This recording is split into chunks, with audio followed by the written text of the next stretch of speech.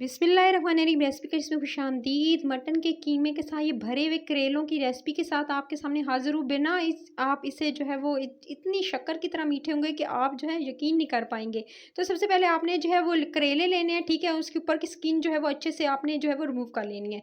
छुरी की मदद से, पीलर की मदद से उतार लीजिए। उसके बाद इस तरह से आपने कट लगाना है। इसमें आपने पूरा एंड तक नहीं लगाना है। आपने इस तरह से इसके अंदर से बीज निकाल लेने हैं। सारे बीज जो है वो निकाल लीजिएगा। इसके अंदर जो सीड्स होते हैं उनको रिमूव करके, और आपने जो है छुरी की मदद से यहाँ से यहाँ तक, ठीक है, यहाँ तक से यहाँ तक आपने कट लगा लेना है, ठीक है। आपने कट लगा लिया सारे के सारे करेलों में। ये तकरीबन मेरे पास आधा केजी से 1 केजी के करीब है, ठीक है। और आप इनको अच्छे से जो है, फिर उसके बाद आपने क्या करना है, इस पे लगाना है सॉल्ट। आपने नमक जो है अपने हिसाब से, इसमें जो है वो 2 चम्मच भरकर जो है वो इसके अंदर जो है वो आपने पूरा इस पे नमक लगाना है।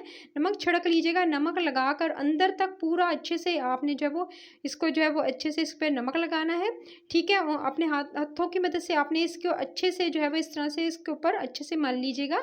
तो आपने इस तरह से अंदर भी, ठीक है, अंदर की साइड भी और बाहर भी पूरी तरह आपने जो है वो नमक लगा लेना है सारे के सारे करेलों में।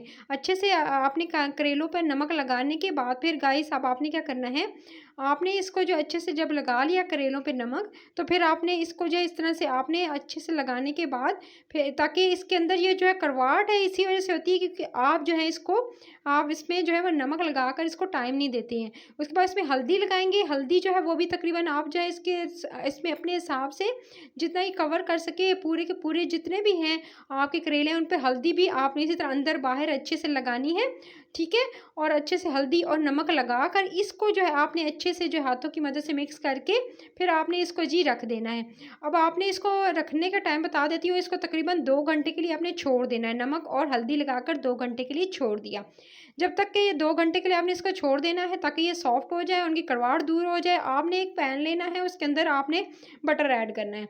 गाइस मैं इसके अंदर तकरीबन 3 टेबलस्पून भरकर इसके अंदर बटर ऐड कर रही हूँ। बटर ऐड करने के बाद गाइस आप इसके अंदर ऐड करेंगे प्याज। प्याज जो है वो तकरीबन आपने जो है एक बड़ा साइज़ का जो है मैंने प्याज लिया था, उसको स्लाइस करके लाइट गोल्डन होने तक इसको कुक किया है। जब तक इसका कलर लाइट गोल्डन नहीं हो जाता, इसमें अदरक लहसुन का पेस्ट शामिल करेंगे 1 टेबलस्पून, और इसको भी अच्छे से भून लेंगे। अदरक लहसुन का पेस्ट आप इसमें ज़रा ज़्यादा शामिल कीजिएगा। अदरक लहसुन का पेस्ट शामिल करने के बाद इसको 1 से 2 मिनट अच्छे से कुक करेंगे। अच्छे से कुक करने के बाद आपने जो है इसके अंदर सीजनिंग ऐड करनी है। नमक इसमें जाएगा 1 टीस्पून। नमक ऐड करने के बाद गाइस आप इसके अंदर शामिल करेंगे बाकी के मसाले। आपने पिसा हुआ धनिया ऐड करना है इसके अंदर 1 टीस्पून। पिसा हुआ धनिया चला गया, उसके साथ आपने लाल मिर्च लेनी कश्मीरी, वो भी 1 टीस्पून इसके अंदर शामिल कर देंगे। हल्दी में जो है हल्दी का पाउडर वो भी 1 टीस्पून आप इसके अंदर शामिल कर देंगे। साथ में ही आप इसमें कुटी हुई लाल मिर्च जो है वो 1 टीस्पून इसके अंदर शामिल करेंगे।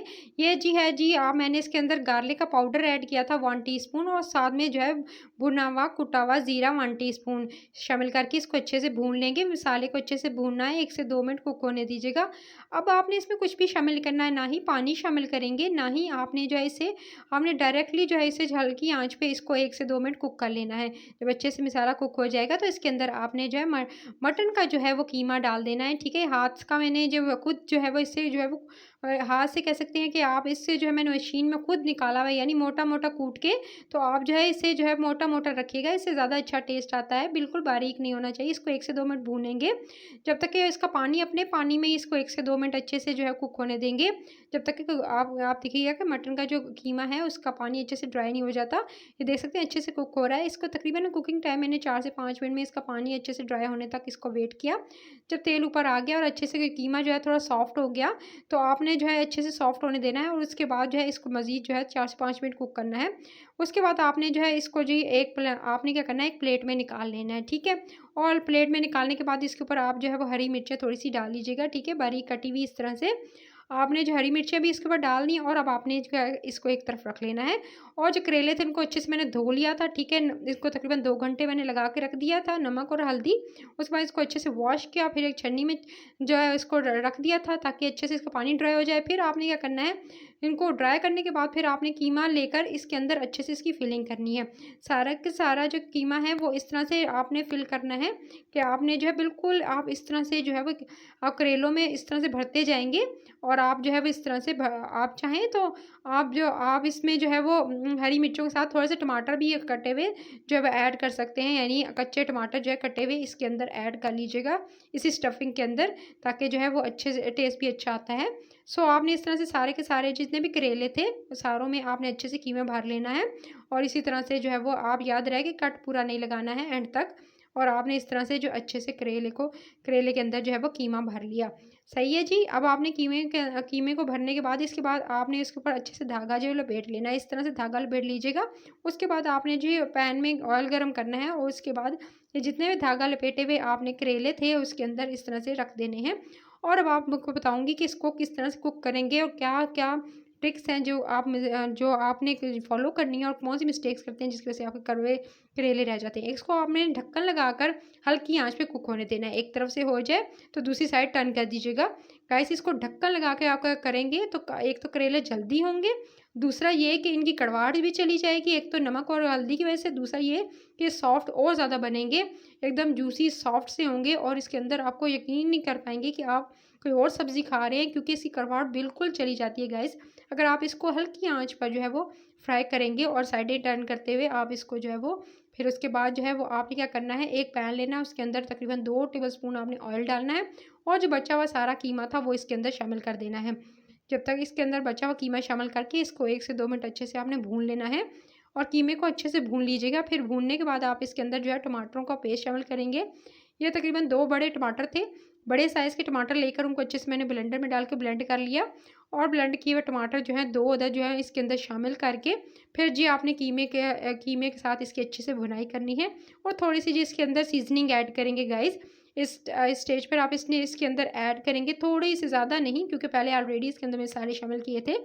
अब आपने इसके अंदर शामिल कर लेना थोड़ी सी कुटी हुई लाल मिर्च, हाफ़ टी स्पून आप इसके अंदर ऐड करेंगे। साथ में ही आप इसके अंदर जो है वो थोड़ा सा जो है वो आप हल्दी शामिल कर दीजिएगा, और ज़ीरा शामिल कर दीजिएगा। बस 2 और 3 चीज़ें जो है इसके अंदर शामिल करके सॉल्ट चेक कर लीजिएगा, नमक अपने हिसाब से, कि इसके अंदर नमक जो है वो कम या ज़्यादा ना हो। उसके बाद अच्छे से आप इसको मिक्स करेंगे, और इसको आप जो है वो छोड़ देंगे, ढक्कन लगा कर छोड़ दीजिएगा जब तक कि इसका पानी अच्छे से ड्राई नहीं हो जाता, और अच्छे से जो है वो टमाटर जो है वो इस तरह से टमाटर का पानी ड्राई ना हो जाए, और अच्छे से कीमा जो है वो और ज़्यादा सॉफ्ट ना हो जाए।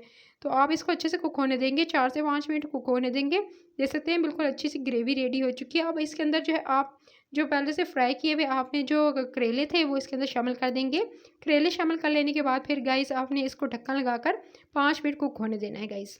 5 मिनट आपने इस तरह से आपने इसको जो है वो छोड़ देना है, और इसको हल्की आंच पर आप ढक्कन लगा के छोड़ दीजिएगा। दे सकते हैं 5 मिनट के बाद तकरीबन इसका पानी बिल्कुल ड्राई हो चुका था, और उसके अलावा जो कीमे का था और टमाटर का था और अच्छे से कुक हो चुके थे, इतने जूसी, हर तरफ खुशबू ही खुशबू फैल चुकी थी। तो गाइस ये मज़ेदार से इतने सॉफ्ट हैं, इतने सॉफ्ट मैं आपको बता नहीं सकती। अब आप इसको अच्छी सर्विंग डिश में खीरे के साथ, उसके बाद नींबू के साथ और हरी मिर्चों के साथ आप इसको सर्व कीजिएगा। तो रेसिपी पसंद आई हो तो रेसिपी के चैनल को सब्सक्राइब कर लें, वीडियो को लाइक करें, ज़्यादा से ज़्यादा लोगों को शेयर करें ताकि वो भी अपने घर में बना सके। तो अभी सब्सक्राइब करना, बेल आइकन को प्रेस करना, ताकि रोज़ाना जो नई वीडियो आती है उसकी नोटिफिकेशन आपको मिल जाए। अपना बहुत सारा ख्याल रखना है, और उसको ज़रूर डिनर में बनाना है, वीकेंड में बनाना है। अपना ख्याल रखना है। टेक केयर, अल्लाह हाफिज़।